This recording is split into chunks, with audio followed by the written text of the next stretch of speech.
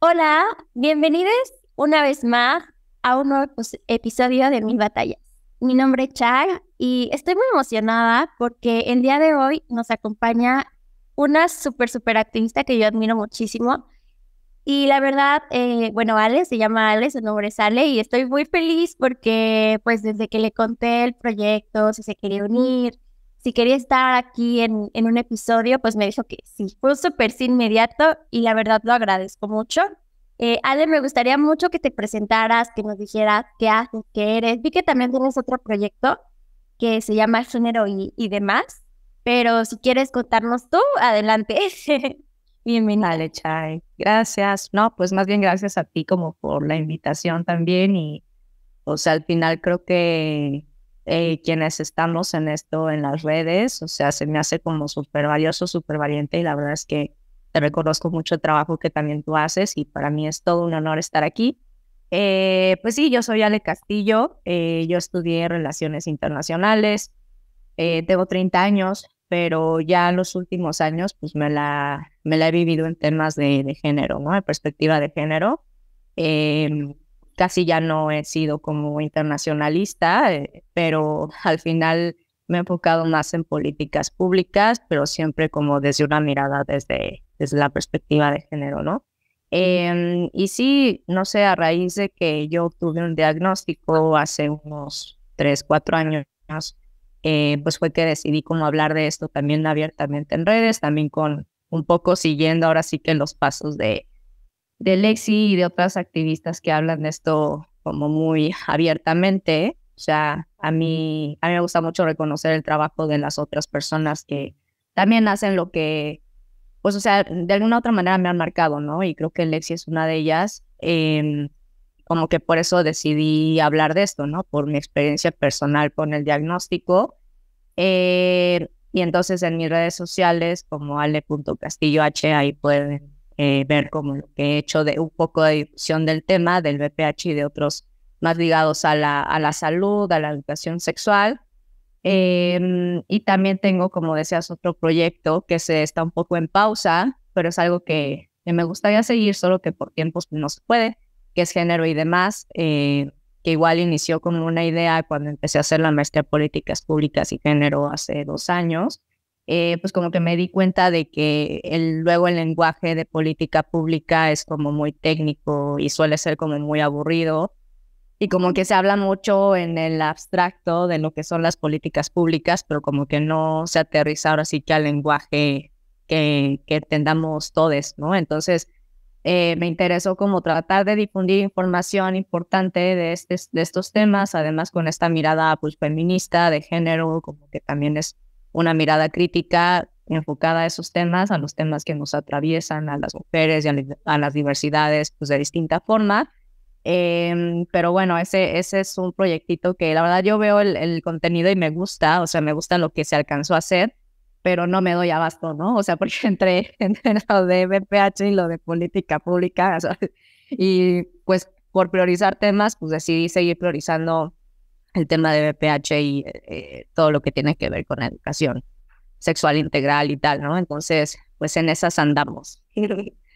Ay, Ale, muchas gracias por esa increíble presentación. Yo también reconozco mucho tu trabajo y pues igual, o sea, me siento súper honrada que estés el día de hoy para que quienes nos escuchan, quienes es su primer episodio, o quienes ya llevan tiempo escuchándome, pues se los agradezco. La verdad también quiero que sea un espacio en el que pues podamos seguir colaborando con estas personas que se hace una red. Al final es una red en la que pues somos soporte, somos contención y sobre todo también pues generar información. Yo creo que a ambas, y lo pongo en la mesa, nos gusta mucho cuestionarnos, nos gusta mucho informar, pero informarnos también a nosotras, porque pues lo reconozco, o sea, yo también cuando recibí mi diagnóstico no tenía ni idea de nada, y justo hoy Ale nos va a hablar de un tema súper interesante que no quería dejar fuera de la mesa al hablar de BPH, que tiene que ver mucho con lo que es el género. Y también,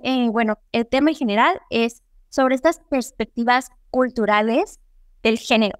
Y el género, pues ya saben que es esa palabra que muchos a veces no entendemos lograr lograr dimensionar o ponerlo en la mesa, porque de repente suele ser un poco polémico el hablar de género, pero también es necesario.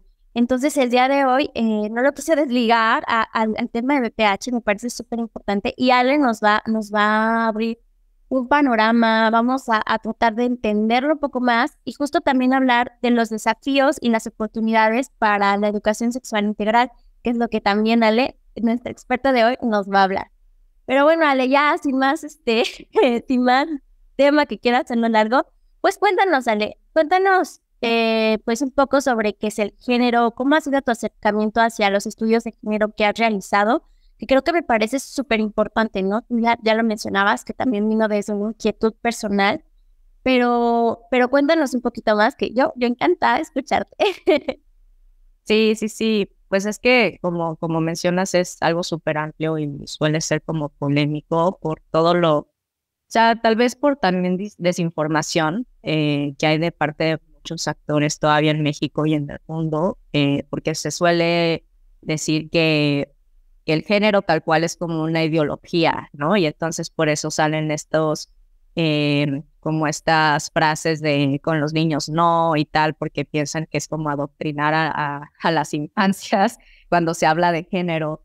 Y la realidad es que los estudios de género ya llevan mucho tiempo como estando, o sea, desarrollándose, ¿no? O sea, al final se vincula con feminismos, pero también se vincula con otras cuestiones y sobre todo yo creo que en la década de los 90 empezó a tener como un auge, tal cual como los estudios de género, ¿no? Porque antes de eso los estudios se enfocaban más a las mujeres exclusivamente, ¿no? O sea, era como partir del análisis o del hecho de que las mujeres en varios lugares del mundo estaban en una situación desventajosa en todos los sentidos, ¿no? O sea, político, económico. Y entonces empezaron a desarrollarse muchas posturas, empezaron a surgir muchas especialistas, feministas, que empezaron a cuestionar cómo estas estructuras desiguales, también las agencias de cooperación internacional empezaron a poner como que en la mira y se empezaron a generar muchos proyectos ligados al desarrollo de la mujer.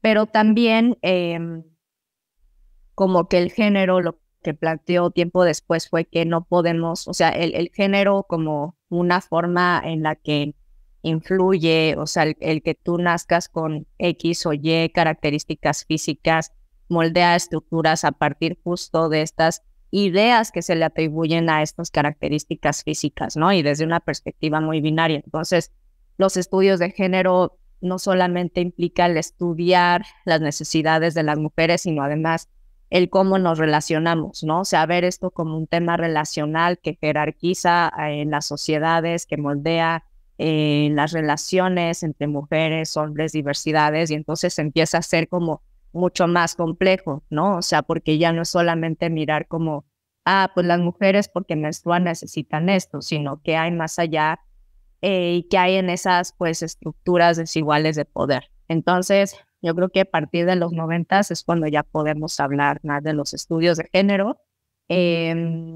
Y pues bueno, en sí, el género, si lo queremos ver como concepto, es esto, ¿no? O sea, todas estas características que en una sociedad se les dan a mujeres y hombres por cuestiones biológicas, y en sí la perspectiva de género llega a cuestionar este biologicismo y a decir como no, o sea, no es que, por ejemplo, a las mujeres no les guste el fútbol, ¿no? O sea, simplemente es que a las mujeres no se les permitía, por ejemplo, participar en los juegos o en los torneos, y empieza a cuestionar como muchas más cosas que van más allá, ¿no? Que son más estructurales. Y entonces, pues eso, o sea, es la perspectiva de género en sí es un análisis, una herramienta para saber nuestras necesidades, nuestros impactos diferenciados que vivimos las distintas poblaciones y cuestionar como todas estas partes que nos dicen de lo natural y biológico, y lo digo entre comillas, que sé que eso no se ve en el podcast, pero aquí lo estoy diciendo entrecomillado,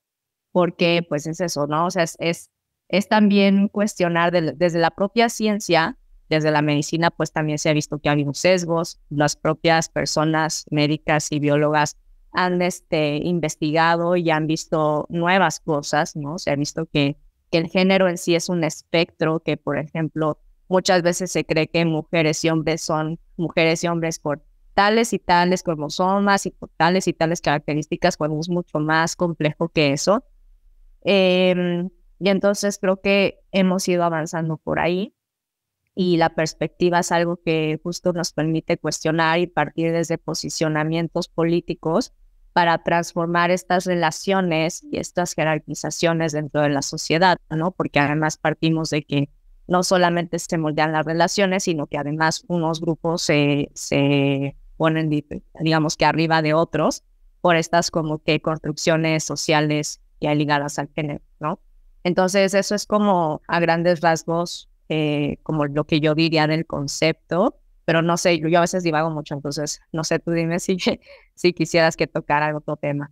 No, está excelente, porque justo también yo creo que es un muy buen punto de partida para entender y cuestionarnos sobre lo que nos vienen diciendo o desde que nacemos entendemos de lo que es masculino y lo que es femenino, ¿no? Entonces, cuando caemos entre dinámicas de que solo las mujeres, justo, ¿no? Ligándolo un poco al tema del BPH, ¿no? De que solo las mujeres son las encargadas del cuidado, ¿no? De este autocuidado de la salud, de que ellas son las que deben de protegerse o las que deben usar anticonceptivos o las que deben de ver por los métodos de comunicación. O sea, ligándolo un poco también al tema de la sexualidad, también justo tiene que ver mucho, porque justo también entran estas, lo que mencionabas muy bien y que es muy atinado, lo de las estructuras de jerarquía, de poder, o estas estructuras que también nos vienen diciendo desde un montón de tiempo. Entonces, sí es muy importante, yo creo que entendamos qué es el género y que el género, pues no solamente está para entender el feminismo, o sea, sí es muy importante, claro que sí, pero no está solo para eso, no está solo a disposición del feminismo. Sin embargo, yo creo que sí es muy importante entender cómo nos relacionamos, cómo el género está incluido en todo. O sea, aunque no queramos, está y existe. Pero sí, yo Sí. sí, yo sí, sí lo... No, y no, perdón, o sea, yo aquí, por ejemplo, algo súper, no sé, como que creo que es un gran ejemplo, es el tema del trabajo, por ejemplo, del hogar, ¿no? Que también es un punto que varias feministas lo han tomado de diferentes, ahora sí que alas del feminismo, ramas del feminismo, pero que también se liga con los estudios de género y que nos permite analizar justo el cómo no todo es evaluado de la misma forma, ¿no? O sea, en una sociedad. O sea, el trabajo, por ejemplo, del hogar es muy poco visto porque justo lo realizan las mujeres, ¿no? Entonces, claro que pues, surgen estos opiniones de, no, pues mi esposa no trabaja, y es como verdaderamente no trabaja, o sea, que no es la que cuida a los niños, la que hace la comida, la que tal, y entonces hay feministas que han dicho, el trabajo del hogar ha sostenido a la economía y al capitalismo mucho tiempo y hay como que bastante estudio al respecto, hasta el cálculo de cuánto aporta el PIB, pero es un trabajo no remunerado y normalmente pues al que no se le reconoce, ¿no? Entonces, ese es un gran ejemplo de justo cómo el género pues pareciera que no está ahí, pero sí está ahí, porque estas actividades que realizan las mujeres normalmente pues es como que poco visibilizado, pero que ahí está, ¿no? Hay poco valorado dentro de las sociedades. Y es muy fuerte porque al final es un trabajo pues digno que debería ser reconocido, pero que no lo está y que además sostiene a nuestras sociedades, ¿no? Entonces, como tú bien dices, así como ese ejemplo, hay mil otros que también se ligan, por ejemplo, en este caso a los temas de salud sexual y reproductiva, y que vemos esto que mencionas de las mujeres son las que tienen que tener esta responsabilidad de cuidado, no solamente de sus cuerpos, sino también de la salud de todas las demás personas, ¿no? Y es muy fuerte el cómo también el género atraviesa eso.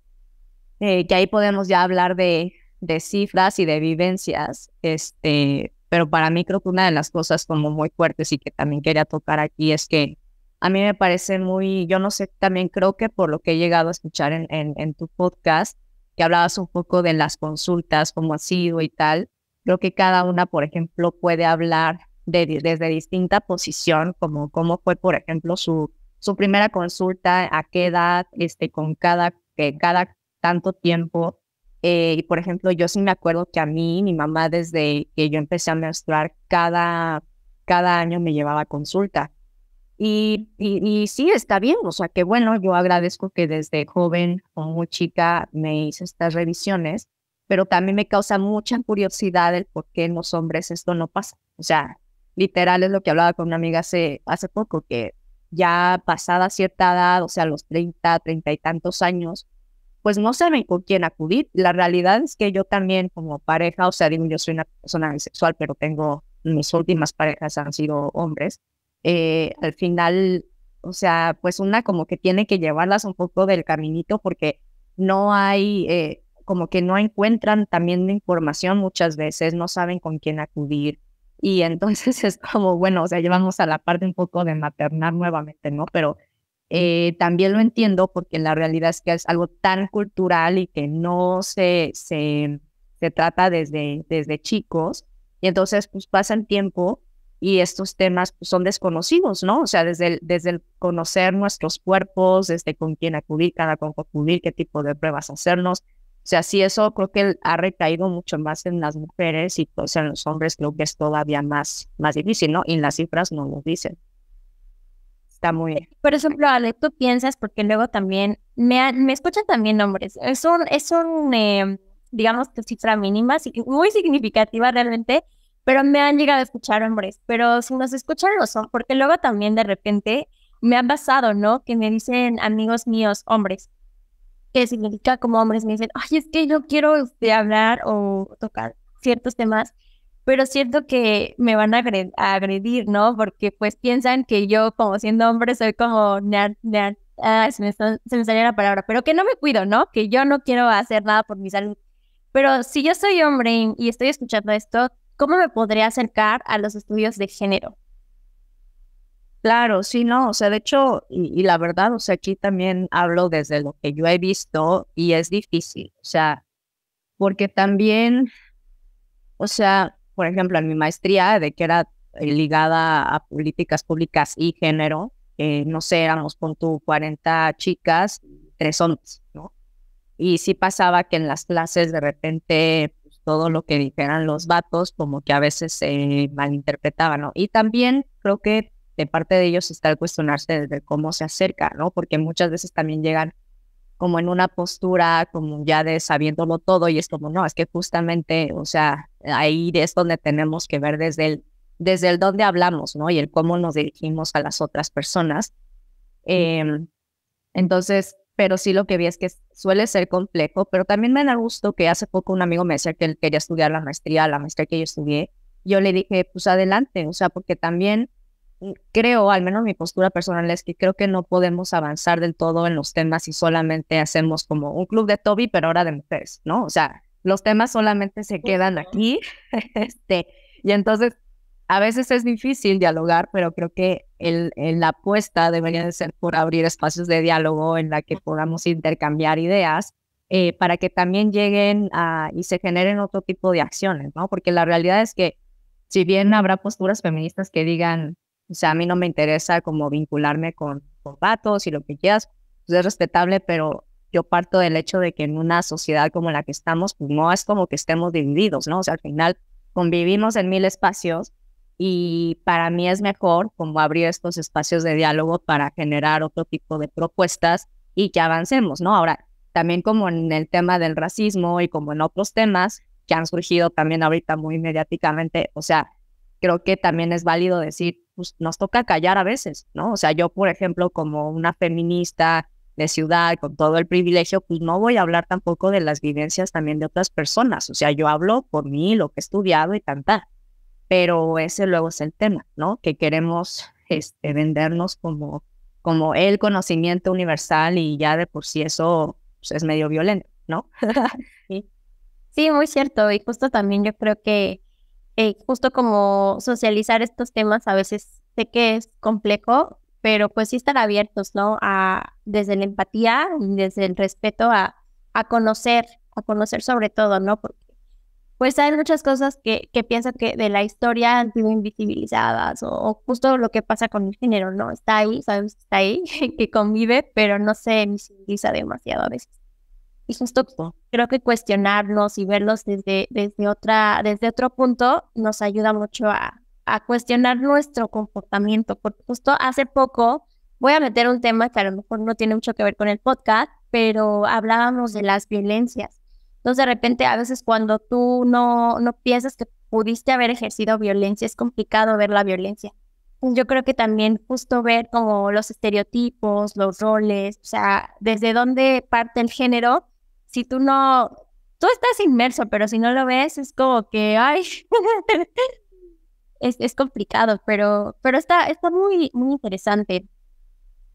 Y también, perdón, pero solo terminar como esta idea diciendo que también justo la perspectiva de género creo que también es esta apuesta por ver el cómo nos atraviesa a todos y el cómo nos afecta a todos, ¿no? O sea, cosas que también para los hombres pueden parecer injustas, pues sí, justo, o sea, pues son injustas, o sea, y las tenemos que cambiar, o sea, al final, sí, claro, o sea, porque también a los hombres se les pone esta carga oye, no, pues tú tienes que ser el proveedor estrella con tú, ¿no? En la casa, y si no cumples con ese rol, pues entonces ya eres un perdedor, o sea, desde ahí ya hay muchas cosas que también a ellos los atraviesan, solo que a veces también no se nombra lo suficiente, pero yo creo que en la perspectiva de género es un esfuerzo por eso también. Sí, justo. Y ahora, Ale, por ejemplo, ¿cómo podemos hablar un poco en cifras? Porque eso también se me hizo muy interesante. Lo que mencionabas de las cifras, que yo creo que también nos ayuda a ampliar la perspectiva y a entender qué pasa, ¿no? Entre los mismos roles y de género. Sí, o sea, bueno, es que, por ejemplo, ligándolo a temas de salud, o sea, algo que es curioso y que leía según como en las encuestas del INEGI recientes, que me parece que es la en salud, habla sobre cómo también, por ejemplo, los hombres suelen ser hospitalizados en mayor proporción que en las mujeres, ¿no? Y una catedrática de la UNAM, que ahorita no me acuerdo un nombre, pero bueno, si se puede voy a dejar como una nota de referencias, pero ella comentaba que una hipótesis era también sobre que los hombres acuden ya a consulta cuando ahora sí que ya es medio avanzado el problema, ¿no? Y esto no solamente es por una práctica digo, a mí me ha pasado y yo lo he visto, ¿no? O sea, eso de que le dices al chico como, hoy hay una gripa, ¿por qué no vas a consulta? Es como de, no, yo estoy bien, o sea, yo puedo, justo lo ven como una parte vulnerable que no quieren mostrar, entonces también justo por un tema ahí de construcción social, por lo que hace un hombre, ¿no? Que ser fuerte, valiente ante cualquier situación. Y entonces a la hora de la hora, pues pasa esto de que no solamente son los que de repente son más hospitalizados, sino que también son los que suelen tener como más tasas más altas de suicidio. O sea, como que a los hombres puede pasarles esto de que les cuesta pedir ayuda también como en etapas más tempranas, ¿no? Y creo que eso también es un problema de lo que vi de salud, es que, por ejemplo, las mujeres buscaron, o sea, digamos que reportaron buscar mayor atención médica y recibieron mayor atención médica que los hombres, ¿no? Pero en hospitalizaciones los hombres, pues la proporción fue mayor. Ahora, si lo ligamos a un uso de métodos anticonceptivos, y es aquí cuando se pone como interesante, o sea, porque en la salud lo que nos dice es que las mujeres suelen usar menos, por ejemplo, el condón, en la primera relación sexual, ¿no? En su primera relación sexual. O sea, los hombres reportaron que, por ejemplo, que no usaron nada en 37% aproximadamente y las mujeres 47%, ¿no? O sea, 47% de las mujeres en su primera relación sexual no usaron ningún método anticonceptivo. Y ahora, los que reportaron haber usado condón fue 59% de los hombres utilizaron condón en su primera relación sexual y las mujeres 47% utilizaron el condón en su primera relación sexual. Y entonces ahí es interesante porque digo, o sea, como que puede haber esta pues sí, como idea o no sé, lo que nos dicen las cifras un poco es que las mujeres entonces tal vez la piensan más para usar el condón, por ejemplo, como método de barrera, ¿no? En una relación sexual. Y esto es algo que es bien interesante porque hay justo una investigadora que se apellida Gallet, que ella investigó sobre la feminización de las SIDS, que es básicamente el cómo algunas infecciones de transmisión sexual se ligan más como un tema de mujeres, ¿no? O sea, como que los hombres son los que pueden adquirir un virus, una infección, y las mujeres son las que propagan, ¿no? El virus. Entonces, es curioso porque como que es olvidar este rol que también tiene el hombre dentro de esto, que al final es un tema relacional, o sea, no es como que de repente aparezca el VIH o de repente, o sea, no, sabemos que se da por contacto sexual, y entonces es interesante esto, ¿no? O sea, cómo también a mí sí me impresiona un poco, porque además creo, y yo lo digo de así súper honestamente, o sea, también a mí en algún punto me cuestionaron, oye, ¿y tú por qué nunca cargas un condón? Y yo dije, o sea, sí, o sea, totalmente digo, yo muy feminista y muy deconstruida, pero después fue como, sí es cierto, o sea, yo no, o sea, a la fecha es algo que como que yo me desligo un poco y como que digo, ese es rol del hombre, ¿no? Pero justo es esta idea tal vez de que los hombres tienen de que ellos se tienen que cuidar también por temas de un embarazo no deseado y tal, pero como que en ellos recae este tema y las mujeres a veces hasta por las propias construcciones del amor romántico es como de que no, o sea, yo tengo que dejar que me cuide, si estoy en una relación monógama, como por qué me voy a cuidar, no hay necesidad y tal, y pues pasan cosas, ¿no? O sea, sabemos que el VPH se comporta, por ejemplo, de manera diferente y que realmente tú te puedes entrar en un diagnóstico sin mostrar ningún signo aparente hasta después de años, ¿no? Como fue mi caso. O sea, entonces, pues eso, o sea, no sé, a mí se me parece bastante fuerte.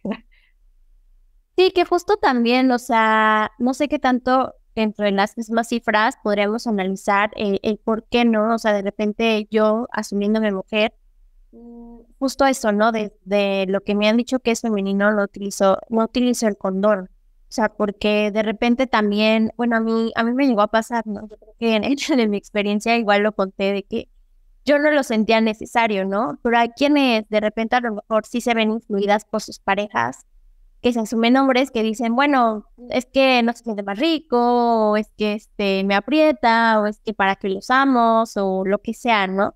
Entonces, de repente también esta construcción de la idea del cuidado, pues se disuelve, ¿no? O sea, como que ya no es hasta cierto punto necesaria, ¿no? Pero pues sí es muy importante como ver desde dónde parte esta idea.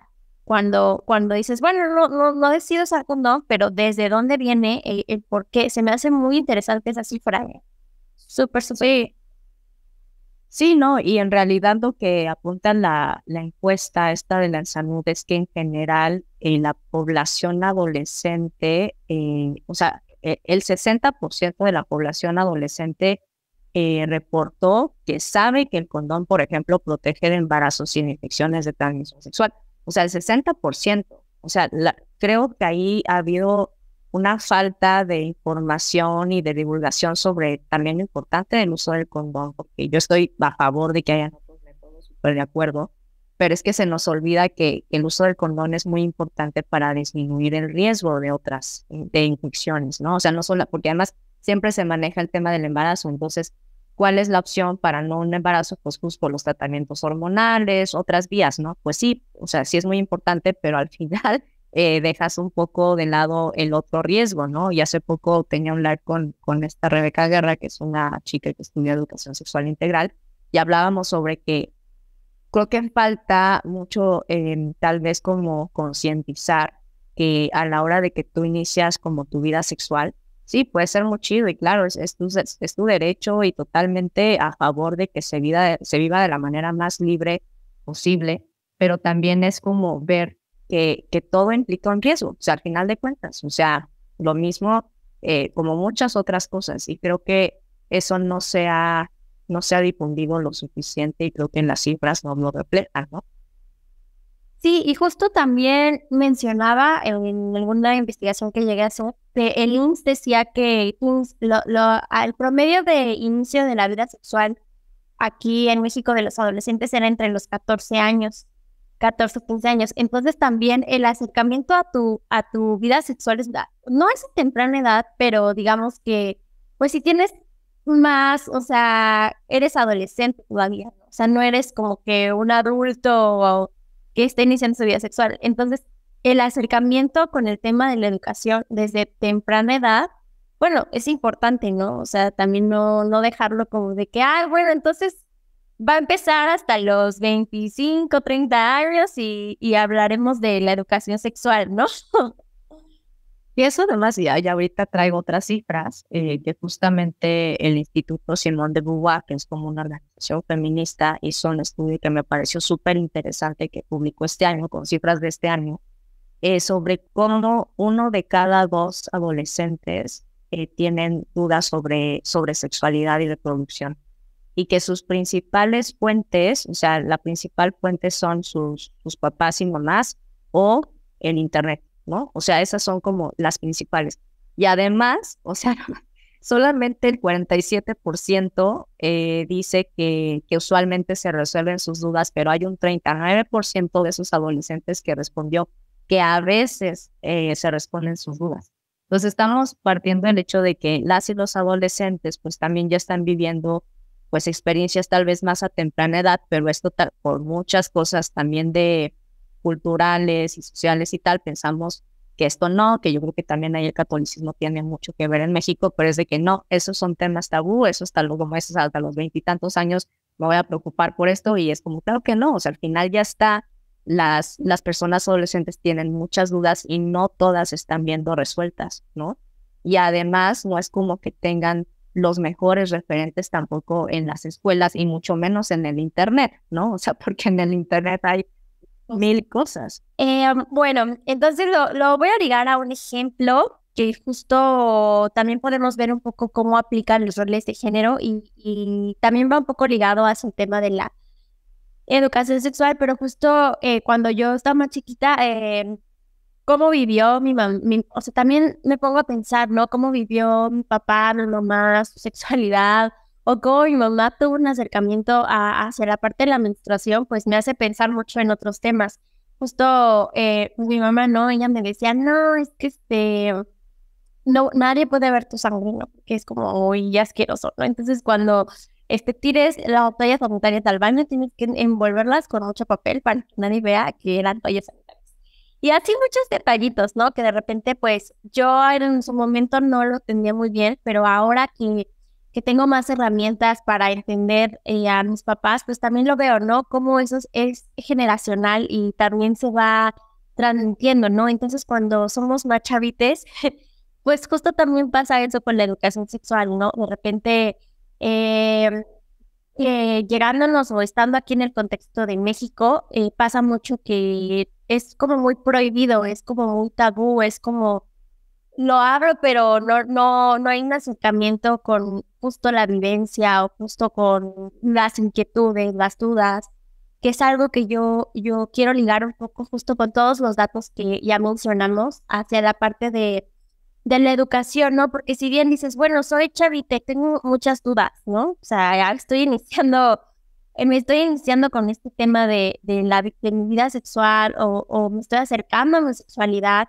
¿qué existe, no? Yo hace poco encontré este término, me acerqué un poco también a la parte de estudiar y entender qué era la educación sexual integral. Pero Ale, la verdad quiero que tú me expliques, que tú también aquí me abras este tema porque te vieron en vivo y me gustó muchísimo, ¿no? Cómo abordaron este tema. Entonces, me cedo la palabra. Sí, súper, gracias, Char. No, pues, o sea, también algo que se liga con lo que mencionas y de esta encuesta que te digo que soy el Instituto Simón de Beauvoir, es que de 4 de 10 adolescentes tienen obstáculos para hacer preguntas sobre su sexualidad y reproducción, y entre, digamos, las principales razones están que era por pena y miedo a preguntar, ¿no? Y en segundo lugar, también porque creen que hay muchos mitos alrededor de todo esto en la sociedad, ¿no? Y también se liga con el tema familiar, de que hay una cierta cerrazón también para que, o sea, no se pueden acercar, no lo ven como un espacio seguro y de confianza muchas veces. Entonces, que me parece sí súper importante que hablemos de esto porque en el tema de la educación sexual integral pues va más allá. O sea, para empezar creo que parte de la idea de que la sexualidad no es solamente una relación tal cual de coito, ¿no? O sea, como que es sexualidad es igual a penetración y tal. Ahí terminó la clase de sexualidad, no te embaraces y no tengas clamidia y tal. O sea, ahí se terminan como que tal cual la información, ¿no? Y además parte mucho desde el miedo, desde el castigo.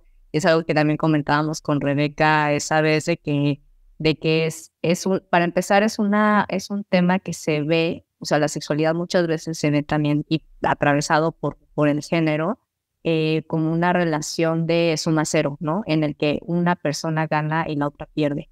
Y muchas veces al iniciar justo las relaciones sexuales, a la edad que sea, pues se ve como quién gana, pues como que los hombres por esta construcción de la masculinidad hegemónica, ¿no? De que entre que más relaciones sexuales tengan es mejor para ellos y en el cambio para las mujeres es desde esta concepción de la virginidad, ¿no? Que también es una idea, ¿no? O sea, sí, tal cual no existe en sí la virginidad, simplemente es algo que se construye alrededor de lo que implica que una mujer tenga una relación sexual por primera vez. Pues para la mujer es distinto, ¿no? O sea, de hecho, yo creo que por muchas ideas conservadoras que también creo que están muy presentes en las familias mexicanas, para las mujeres el tema de la sexualidad se vive de una manera muy distinta, ¿no? O sea, al menos de lo que yo he visto mucho, desde la culpa, justo desde el miedo, es muy fuerte, ¿no? Y también desde que no sabemos ni sobre nuestro propio placer, ni sobre qué queremos, ni cómo obtenerlo, ¿no? Ni cómo expresarlo. Y entonces eso es bien duro porque también se ve en estos temas que hablamos sobre el uso del condón, ¿no? Que esa es otra hipótesis. Muchas mujeres también pueden no usar el condón por primera vez, por ejemplo, porque tienen como toda esta carga en la que no saben cómo pedirlo o cuando lo piden, pues también se enfrentan a críticas porque justo no se siente lo mismo o por quedar bien con la pareja, tal, ¿no? Entonces es difícil también para las mujeres expresar lo que quieren en una relación sexual. Y todo esto, o sea, se ve en la educación sexual integral, ¿no? Que creo que es pensar a la sexualidad más allá, también parte de esta crítica y análisis y cuestionamientos desde el dónde nos relacionamos, o sea, cómo vemos a las relaciones en el día a día, cómo nos comunicamos con nuestra pareja, cómo identificamos lo que nos hace sentir bien, cómo lo comunicamos, o sea, tiene que ver con todo esto y también parte, pues, desde luego un análisis de género, sabiendo que hay todas estas, digamos, barreras sociales y de ideas que hacen que la sexualidad se viva de manera diferente, atravesadas por estas cuestiones de género, ¿no? Entonces, pues la educación sexual es integral para mí es eso, o sea, es el plantear, el conocer nuestros cuerpos desde temprana edad para también poder plantear límites, porque también eso es importante, o sea, ahorita hay muchos discursos justo conservadores en contra de la educación sexual porque se sigue viendo como un tema tabú cuando realmente el tener mayor información te ayuda a saber, por ejemplo, de consentimiento, a poner límites, a decir las cosas por lo que son, ¿no? O sea, porque para empezar desde niños es esto, ¿no? De que, ay, sí, pues al pene se le dice pipí. O sea, y entonces vamos por la vida nombrando las cosas de otra forma cuando es lo que es y se vale que las infancias, o sea, justo desde las infancias empiecen a conocer sus cuerpos y también a plantear lo que sus propios límites, ¿no? Entonces, si no aprendemos eso desde chiques, pues ya obviamente llega a más avanzada edad, y a mí me pasó, o sea, de que también llegó un punto en donde fue como, no conozco mi cuerpo, o sea, no me reconozco, no sé pedir también lo que quiero, no sé lo que quiero, todo esto también que te decía, por ejemplo, del uso del condón, que para mí era como, pero ¿por qué si la otra persona es la responsable? O sea, y también lo que le comentaba a Rebeca, ¿no? O sea, yo también era como, pues no sé, como que el placer está en el otro, ¿no? O sea, en el que otro me encuentre, y en el que otro sepa dónde yo siento bien. Y es como, no, o sea, para empezar, fue cuestionarme de cómo yo siento bien, ¿no? O sea, y ahí se liga, pues sí, con temas de autoexploración, de masturbación y tal, pero para empezar, eso es una palabra prohibida todavía en la sociedad mexicana, o sea, es algo súper mal visto, ¿no? Pero si no te reconoces, no solamente es el tema del placer, sino es el tema justo de cómo identificas tempranamente algunas señas de que tu cuerpo está reaccionando hacia alguna infección de transmisión sexual o que tal vez algo no anda bien. O sea, entonces es muy importante por eso, porque al final es información y es un derecho, que es algo que también planteábamos con Rebeca, que la educación sexual integral también parte de una visión de derechos humanos. O sea, tenemos derecho a tener información para poder vivir nuestra sexualidad de una manera, o sea, sí libre, pero también responsable e informada, ¿no? Y si no tenemos información, pues nada de esto pasa, ¿no? Claro, y también, por ejemplo, un poco añadiendo a todo lo que tú mencionas, es que la sexualidad justo no es solo como lo que es relacionado, que bien lo mencionaste, a la parte de las relaciones sexuales, ¿no? O sea, la sexualidad, vivir tu sexualidad es un concepto muy amplio porque incluye, pues, de la parte emocional, la parte biológica, la parte social, son varios factores que componen tu sexualidad y tu sexualidad es tuya, o sea, tu sexualidad no va a depender de ni de una organización ni de otra persona o tu pareja, siempre te va a acompañar en distintas etapas vitales de tu vida.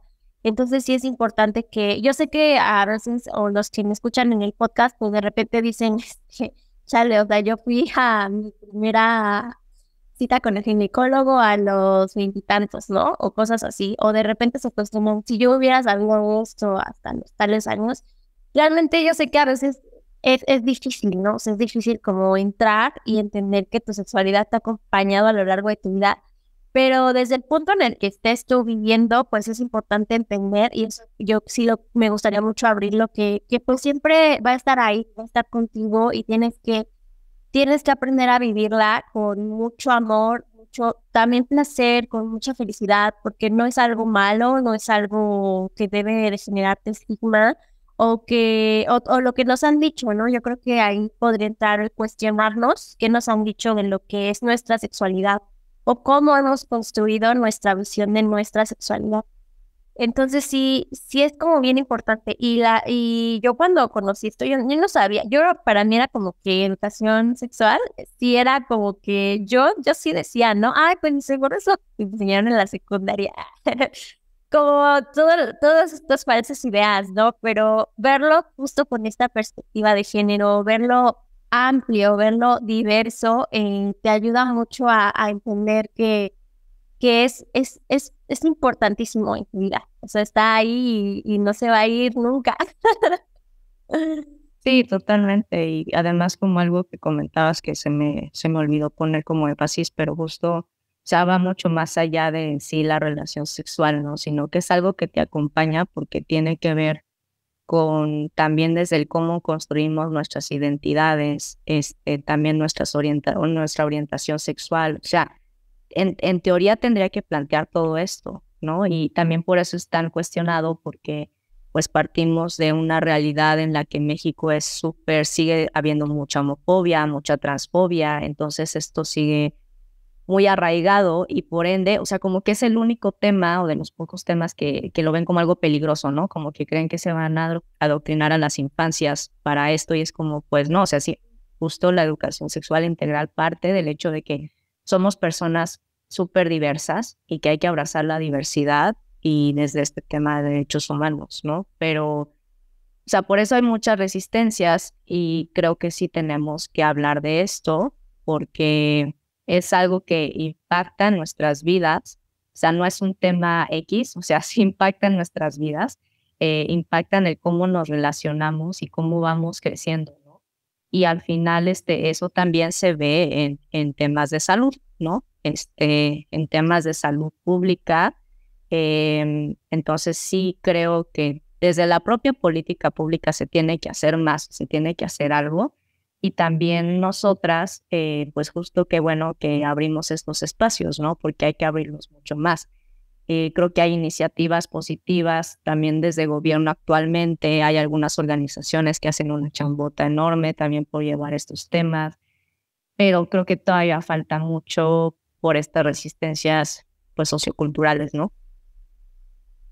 Sí, justo yo también lo veo, digo, no estoy como tan ni a favor ni en contra, pero pues fue un poco lo que se habló con los libros de texto, ¿no? De repente, ¿no? O de repente que se abre este tema en infancias, híjole, es como bien, ¿no? Y salen ahí todos los estigmas y todo lo que ha pesado durante muchos años, pero qué importante es verlo y visibilizarlo, sobre todo, yo creo que sí es importante cuestionarnos el ver estos temas. Y también creo yo que tener estos espacios hablando propiamente ya de cuando recibes un diagnóstico de BPH, cuando hablas, digo, yo aquí me enfoco mucho en el tema del BPH, pero si lo abrimos un poquito más a cualquier ITS, cuando tú recibes un diagnóstico, creo que sí es como bien importante que yo creo que la ESI te da las herramientas, te da muchas herramientas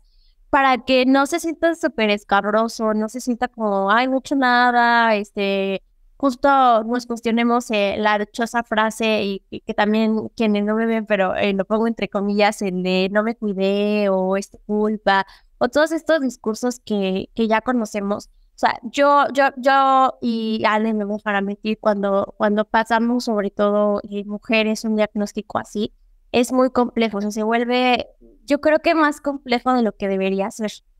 Y justo también creo yo que la ESI nos ayuda mucho en ese tema, en darnos herramientas necesarias para vivir nuestra sexualidad de otra manera. Claro, ¿no? O sea, de hecho, ahí, por ejemplo, sí, o sea, yo me he cuestionado sobre el tipo de educación que recibí y el cómo hubiera tal vez hecho la diferencia para justo navegar un diagnóstico, ¿no? O sea, creo que, como dices, o sea, dependiendo de la información que recibes, pues también depende de cómo puedes tomar el tema, ¿no? Y creo que la educación sexual integral te daría herramientas como para justo, pues, navegar esto de una manera más sencilla, pero pues no es así, o sea, yo me acuerdo que al inicio, o sea, para mí sí fue como súper fuerte. Una, darme cuenta que no conocía del todo mi cuerpo, ¿no? Otra, que no sabía absolutamente nada de las pruebas disponibles. Que además, pues sí, parte de esta idea de culpa y es como, pues no, o sea, fue también la educación y la información que recibí en su momento. Pero sí es fuerte porque es como, al final, el VPH, como muchas infecciones de transmisión sexual, pues tiene como que este seguimiento y no es como que se vaya a acabar el mundo, ¿no? O sea, al final sí depende de un tratamiento y un seguimiento que te pueda ayudar, pero si yo hubiera tenido más información, para mí no hubiera sido como yo lo viví en ese momento. O sea, que para mí en ese momento fue ya, mi vida se acabó, ya estoy marcada de por vida, tal. Y es difícil y es complejo porque es algo, al menos como ya sabemos, o sea, el VPH, ahora sí que en dormirse, entre comillas, puede como que tardar mucho tiempo o no, depende de la persona. Entonces, como que sientes que es algo con lo que tienes que cargar todo el tiempo. Y hay personas que lo viven distinto, ¿no? Pero para quienes lo vivimos así es súper fuerte. Entonces, creo que también, si lo tratáramos diferente también desde la educación sexual, el diagnóstico creo que sería diferente, ¿no? Porque hasta yo me acuerdo que cuando yo lo hablé con mi mamá fue así como, pero ¿cómo? Bla, bla, bla. Y otra vez así como de que no, pero ¿quién fue? Y bla, bla, bla. Y yo así como, mamá, es que no se trata de buscar culpables. O sea, al final es lo que es y no es como que me defina. O sea, no es como que ya eso me vuelva una persona enferma, no es como que me vuelva tal, ¿no? O sea, y creo que al final toda esta desinformación, pues lo que hace es que nos genera culpa y mil cosas que nos podemos ahorrar, ¿no? Sí, justo, Ale, y muchas gracias por compartirnos un pedacito de tu experiencia. Sé que a veces es como bien complicado, pero esto la verdad ayuda mucho a quienes nos escuchan y justo hace un clic. O sea, yo lo que también busco es que esto genere mucha empatía para quienes reciben su diagnóstico y te lo agradezco muchísimo. Igual ya como para ir cerrando el tema, me gustaría mucho que pudieras darnos pues una visión general, o sea, de lo que hemos hablado. ¿Tú cómo consideras o qué retos, ahora sí que como activistas o como personas que hablamos de este tema nos enfrentamos? O algo que le quieras decir a los que nos escuchan sobre esto. Em, no, pues creo que, o sea, por lo que estudié y por los temas que me interesan, pues yo siempre igual manejo el que el género atraviesa todo, como bien lo dijiste al inicio. Y el problema o el tema de las infecciones de transmisión sexual, de cómo se vive también la salud sexual y reproductiva, también se ve atravesada por normas de género tal cual. Entonces, me parece interesante que lo podamos discutir. Creo que hace falta ahondar en la discusión, porque además también es importante que lo veamos hasta en el tipo de atención que recibimos, ¿no? Porque eso también nos impacta, y eso también creo que cuando preguntaba sobre cómo, si sí deberíamos tal vez incluir a los hombres en esta conversación, yo digo que claro que sí, o sea, a los hombres y a todas las personas, por ejemplo, que pertenecen a la población LGBT, porque también tienen una atención diferenciada, desgraciadamente, por la discriminación en los consultorios. O sea, esto es algo que a todos nos toca, que a todas nos toca, y creo que tenemos que hablar desde ahí, ¿no? Y porque además creo que no quisiera como que se tome como el que yo veo a los hombres como que tienen la culpa de todo y como tal. No, yo lo que creo es que, al menos en el caso del VPH, y por mil razones, hasta desde en quién se enfoca la vacunación, pues hasta se les ha violado sus derechos. O sea, porque a los hombres el esquema público de vacunación no se centra en ellos, se sigue centrando en mujeres, cuando en otros países la vacunación contra VPH es universal. Y las exploraciones, o sea, las pruebas de VPH sí existen en hombres, pero son como poco estandarizadas, poco estudiadas, poco difundidas. Entonces, creo que también ahí yo quisiera como dar este mensaje, ¿no? De que también es un tema de derechos de ellos, que también estamos como en esta comunidad, y que si queremos formar una comunidad como de cuidado también, pues nos implica a todas las personas, ¿no?